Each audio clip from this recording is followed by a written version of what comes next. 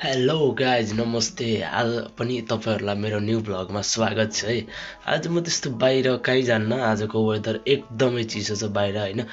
लगभग अलिअलि पानी पनि परिरहेछ। त्यो भएर आज चाहिँ म रुममा एक्लै छु। दाइको आज ड्युटी थियो हैन। मेरो आज छुट्टी छ। भोलिदेखि फेरि मेरो ड्युटी छ। त्यो भएर आज चाहिँ म कुक गर्न आँटेको, खाना पकाउन आँटेको एक्लै छु हैन। अरु साथीहरु छन्, अरु भिन्दै खान्छन्, दाइ र म चाहिँ भिन्दै खान्छौँ हैन। अब त्यो भएर भोक पनि लागिरहेछ। लगभग 9 बज्न आँटेको छ। आज चाहिँ म कुक कसरी गर्छौँ हामी हेर्नु है। मेरो अब मिठो होला कि नहोला है।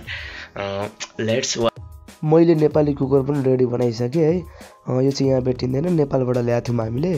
अनि यो हिजो किनेको चामल सायद यत्रो त खाइसक्दिनँ। अब यसको आधी पकाउनु पर्छ है। अब हेरौँ आज खाना कस्तो हुन्छ। चामल हालेको देख्दा तैँले कत्रो खान्छ जस्तो लाग्छ होला है। तर यत्रो साह्रो खाना चाहिँ म खान्न हैन।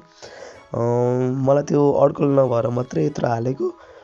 अब हेर्दै गरौँ कति हुन्छ के हुन्छ। उब्रियो भने केही फरक पर्दैन, दिउँसो खान्छु। त्यसमा चाहिँ तपाईँहरूले हाम्रो भान्साकोठा हेर्नु भएको छैन होला, हेर्नु है। यस्तो छ, राम्रो छ भान्साकोठा, त्यस्तो नराम्रो पनि छैन हैन। चामललाई पनि रेडी बनाइसकेँ, लगभग 3 पानी जति पखालेर। नेपाल हुँदा मम्मीले यसरी अड्कलेको देखिरहेँ। त्यही सोचले मैले पनि अड्कलेको गिलो हुने हो कि के हुने हो है। खै त्यो चाहिँ अब पाकिसकेपछि मात्रै थाहा हुन्छ। यहाँ चाहिँ ग्यास खोल्ने सिस्टम पनि नेपालमा त्यो गोबर ग्यास खोल्ने जस्तो सिस्टम छ हैन। टोटल 4टा चुलो छ, 2टा ठुलो छ, 2टा सानो छ। मुनिपट्टि चाहिँ ओभन जस्तो छ। त्यहाँनिर चाहिँ यसो कहिलेकाहीँ अब सब्जी तताउनको लागि सजिलो होस् भनेर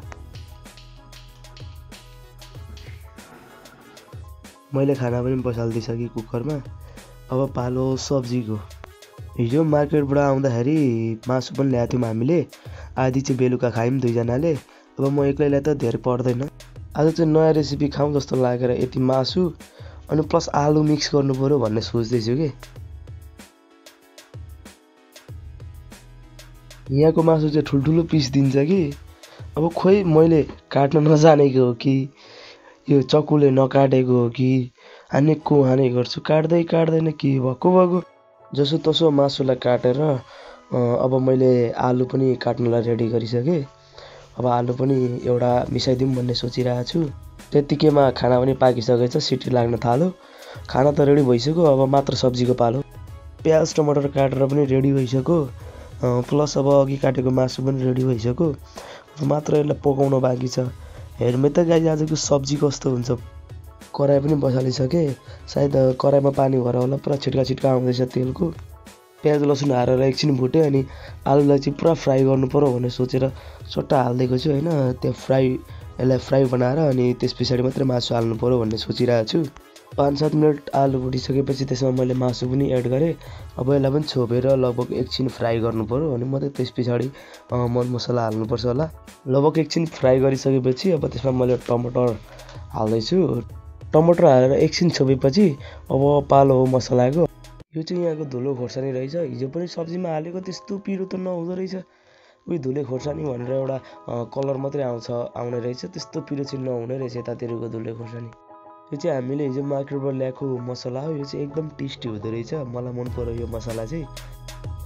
यो पनि एकदम टेस्टी हुँदो रहेछ। 2टा मसला मिक्स एड गरेर अब यसलाई एकछिन फ्राई गरेर हल्का ग्रेभी टाइपको बनाउनु पर्यो भन्ने सोच्दैछु।